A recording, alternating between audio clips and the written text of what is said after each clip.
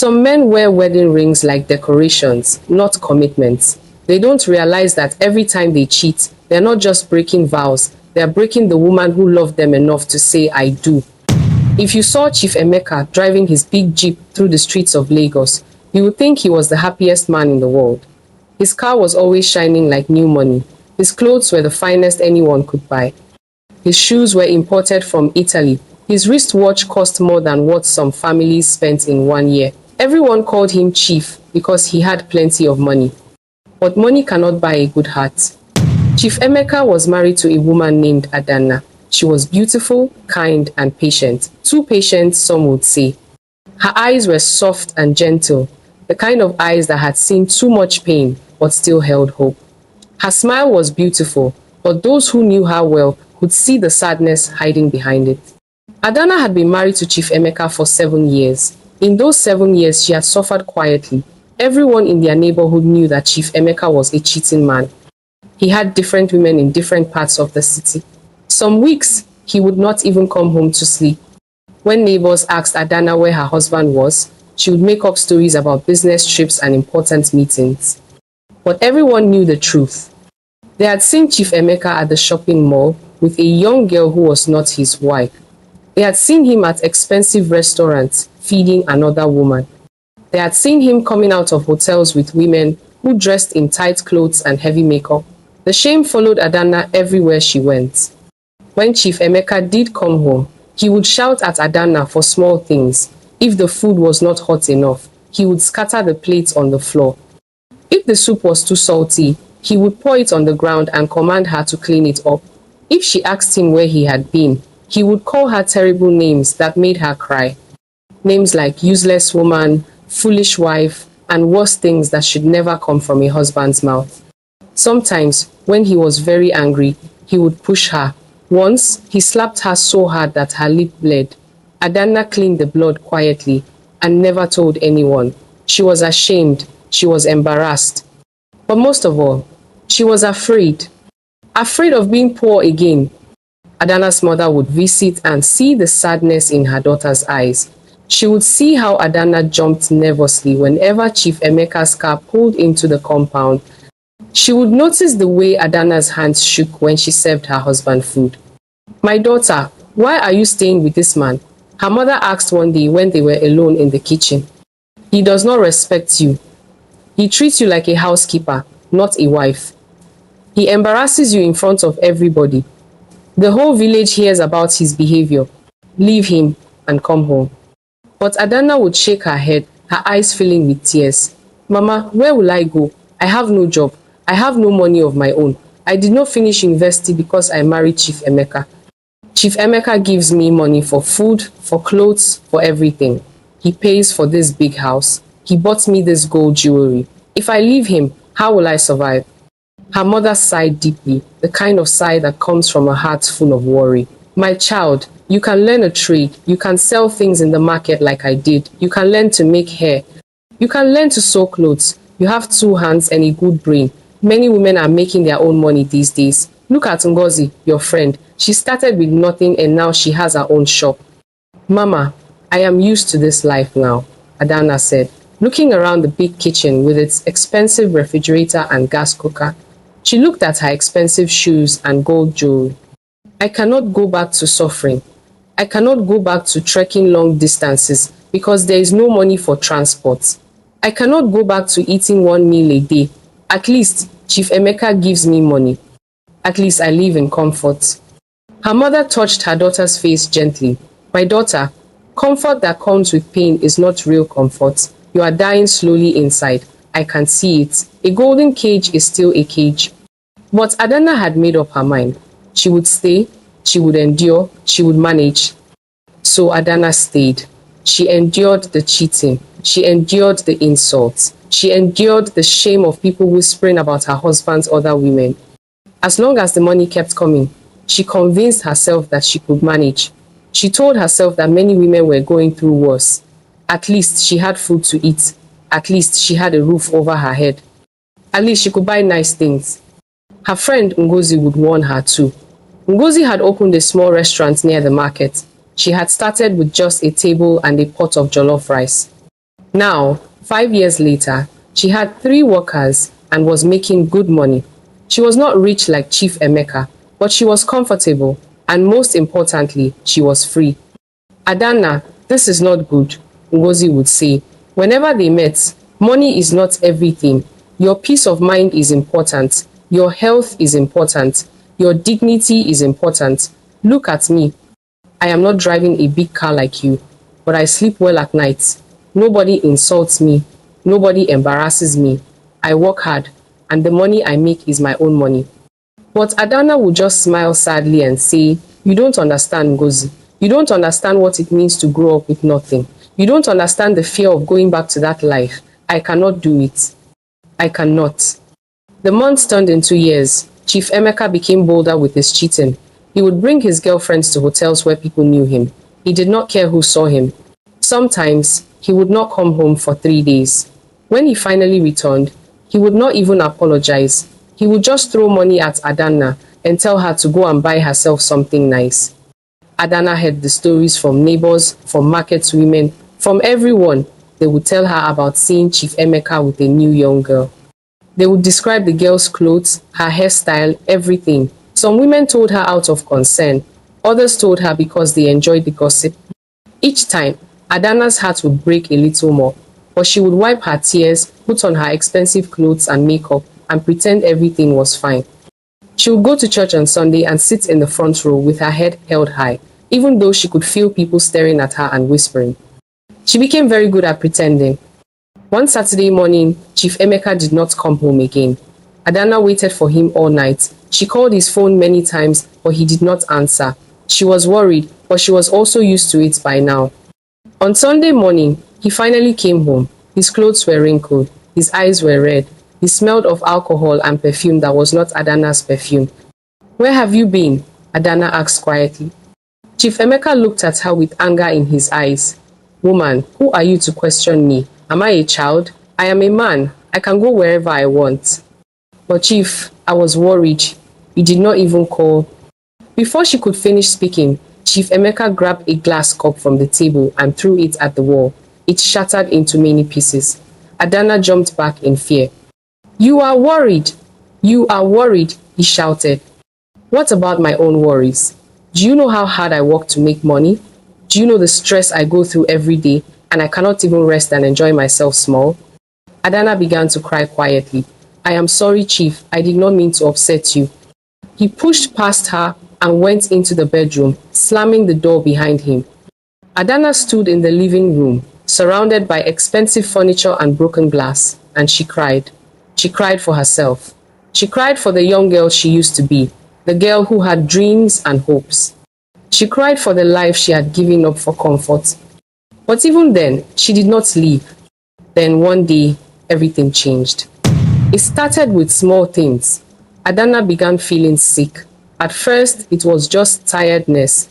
She would sleep for many hours, but still wake up feeling like she had not rested at all. She thought maybe she was just getting older or maybe she was stressed. Then the body ache started. Her joints would hurt. Her muscles would ache like she had been working on a farm all day, even though she had done nothing. Then came the fever. It would come and go. Some days she felt fine. Other days, the fever was so high that she could not get out of bed. She would wrap herself in blankets and shake with cold, even though the weather was hot. She also noticed that she was losing weight. Her clothes were becoming loose. Her face was getting thinner. People started asking her if she was okay. Adana, you are looking so slim. Are you sick? Her neighbors would ask. No, no, I am fine, just dieting, she would lie with a smile. But she knew something was wrong. She went to their family doctor, Dr. Obi. He was a kind man who had been treating Chief Emeka's family for many years. His clinic was in a quiet street in Ikeja. Dr. Obi examined her carefully. He asked her many questions about her symptoms. Then he said, Adana, I need to run some tests. I want to check everything to make sure we know what is wrong. Adana nodded. Yes, doctor. Please do whatever tests you need. They took her blood. They tested her for malaria, typhoid, and many other things. Dr. Obi told her to come back in 3 days for the results. Those 3 days felt like 3 years. Adana could not sleep well. She kept wondering what was wrong with her. She prayed every night, asking God to let it be something simple, something that medicine could fix quickly. On the third day, she went back to the clinic. Dr. Obi called her into his office. His face was very serious. That was when Adana knew that something was really wrong. Adana, sit down, Dr. Obi said gently. I need to tell you something important. Adana's heart started beating very fast. Her hands were shaking. What is it, doctor? Am I dying? Dr. Obi took a deep breath. Adana, the test results show that you have HIV. For a moment, Adana did not understand. The words sounded strange, like they were in a different language. HIV. She had heard about it before. She had seen posters about it at the hospital. But it was something that happened to other people, not to her. What? How is that possible? She finally said, her voice shaking. Doctor, there must be a mistake. I have only been with my husband, only Chief Emeka. I have never been with any other man. Dr. Obi nodded slowly. His eyes were full of sadness. I know, Adana. I believe you. That is why we need to test Chief Emeka too. He needs to come in for testing as soon as possible. Adana felt like the world had stopped moving. The room started spinning. She could not breathe properly. But, how? Adana, HIV is transmitted through contact with infected blood or through intimate relations. If you have not been with anyone else, then your husband may have contracted it from someone else and passed it to you. The truth hit Adana like a thunderbolt. All those women, all those girlfriends, all those nights when Chief Emeka did not come home, one of them had given him HIV, and he had given it to her. Adana began to cry. Not quiet tears like she usually cried. This time, she wailed. She sobbed loudly. Her whole body was shaking. Dr. Obi let her cry. He gave her tissues and water. After some time, when she was calmer, he said, Adana, I know this is difficult news, but you must bring Chief Emeka in for testing. And I want you to know that HIV is not a death sentence anymore. There is medication that can help you live a long and normal life. But Adana was not hearing him. All she could think about was how she had destroyed her life for money. How she had stayed with a man who did not love her, who did not respect her, who had now given her a disease that she would carry for the rest of her life. When she got home, Chief Emeka was there. He was sitting in the living room watching television and drinking beer. Chief, we need to talk, Adana said quietly. He did not even look at her. Talk about what? I am watching football. Chief, it is important, very important. Something in her voice made him turn to look at her. He saw that she had been crying. What is wrong now? Are you crying again? Is that all you know how to do? Chief, I went to the hospital. Dr. Obi ran some tests. She paused, trying to find the courage to say the words. I have HIV. Chief Emeka jumped up from his chair. What? What nonsense are you talking about? It is true, Chief. Dr. Obi wants you to come for testing too. Chief Emeka's face changed. For a moment, fear flashed in his eyes. Then he became angry. You are lying. You are the one who must have brought this disease into my house. You unfaithful woman. Chief, you know I have never been with anyone else. Only you. Only you. They went to Dr. Obi's clinic together the next day. The tension between them was thick enough to cut with a knife. When they tested Chief Emeka, the results showed he also had HIV. Dr. Obi sat them down and explained everything. You both have HIV. Chief Emeka, based on your medical history and the stage of the infection, it appears you contracted it first and transmitted it to your wife. Chief Emeka could not deny it. The evidence was clear. But even then, he did not seem very worried. He just shrugged. Okay, so what do we do now? We will manage it. We have money. We will buy the medicine. Adana stared at him in disbelief. He had given her a deadly disease, and all he could say was, we will manage. That night, Adana sat in their big house, surrounded by all the expensive things his money had bought.